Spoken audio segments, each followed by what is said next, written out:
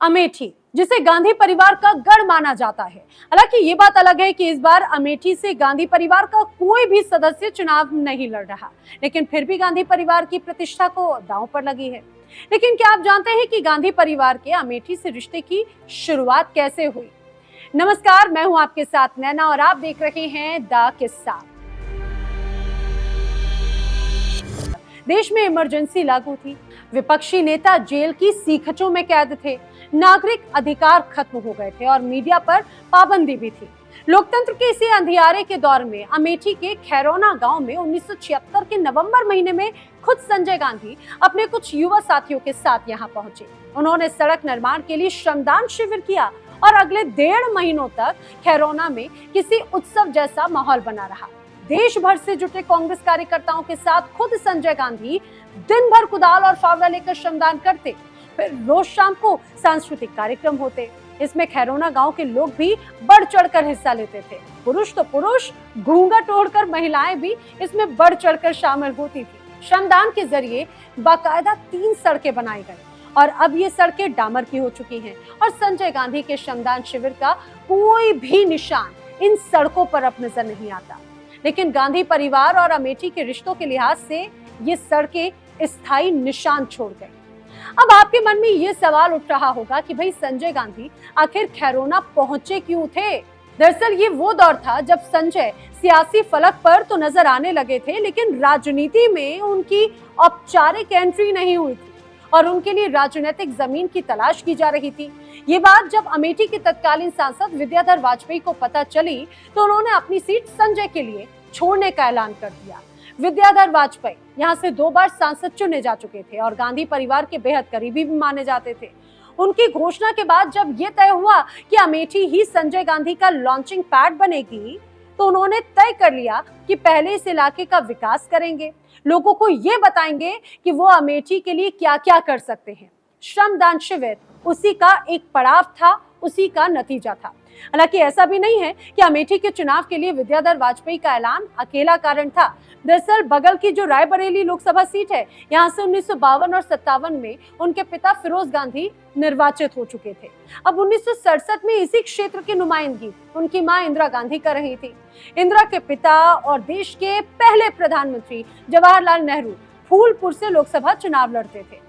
फूलपुर भी अमेठी से ज्यादा दूरी पर नहीं थी। मतलब ये कि संजय गांधी के अमेठी आने से पहले भी यहाँ के लोग गांधी परिवार से अच्छी तरह से वाकिफ थे। चुनाव लड़ने से पहले संजय ने यहाँ पर विकास कार्य भी इसीलिए शुरू किए क्योंकि इसकी पहचान महज एक संसदीय क्षेत्र के ही रूप में थी, अब इससे ज्यादा नहीं पाई गई। यानी आज जिस तरह से राजनीतिक तौर पर एक वीआईपी क्षेत्र के रूप में अमेठी को जाना जाता है, तब तक ऐसा कुछ भी नहीं था। विकास के नाम पर ये देखा जाए यहाँ पर कुछ नहीं रहा। इमरजेंसी खत्म होने के बाद लोकसभा चुनाव हो रहे थे और संजय गांधी अमेठी के चुनाव मैदान में थे। खैरोना के श्रमदान शिविर ने अमेठी से गांधी परिवार को जोड़ दिया।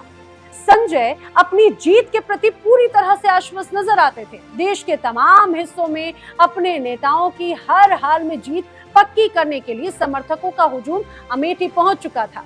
अब भाई हथियारों से लैस बाहुबली भी इसमें थे।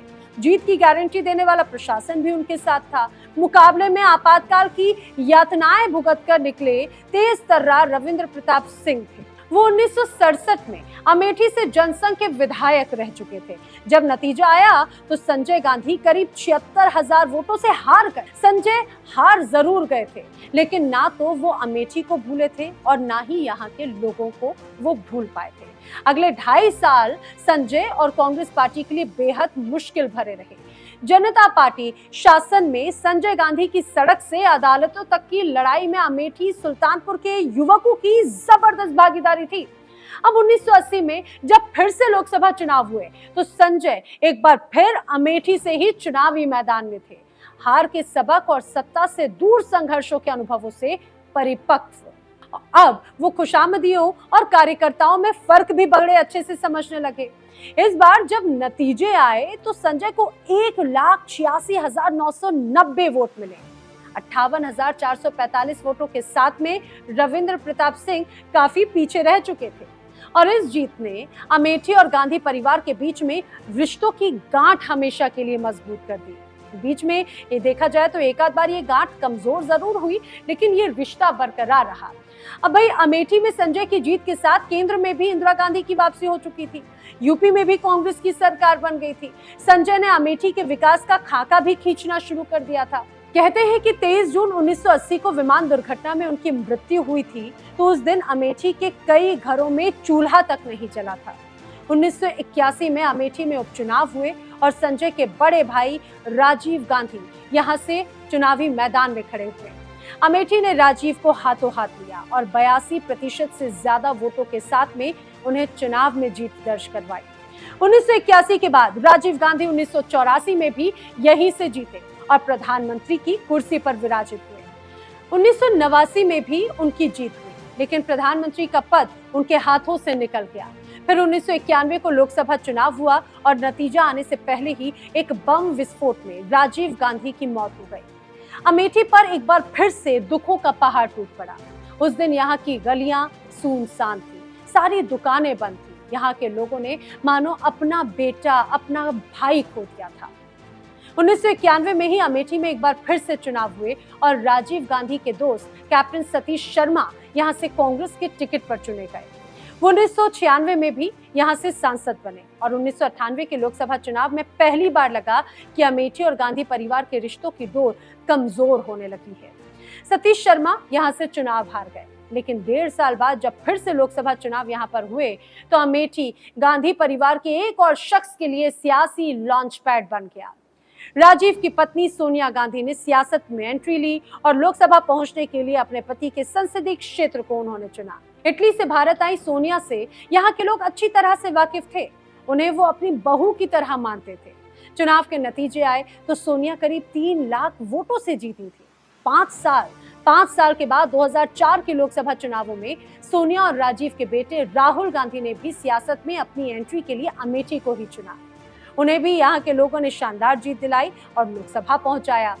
2009-2014 में बाकायदा राहुल गांधी ने यहाँ से जीत हासिल की और अमेठी से हैट्रिक लगाई, लेकिन 2019 के लोकसभा चुनावों में राहुल स्मृति ईरानी से चुनाव हार गए और आलम यह है कि 2024 में राहुल या फिर गांधी परिवार का कोई भी सदस्य अमेठी से चुनाव नहीं लड़ रहा। तो ये किस्सा आपको कैसा लगा कमेंट सेक्शन में हमें जरूर बताएं। वीडियो को लाइक करें, शेयर करें, चैनल को सब्सक्राइब करें। नमस्कार। 1957 से 1977 तक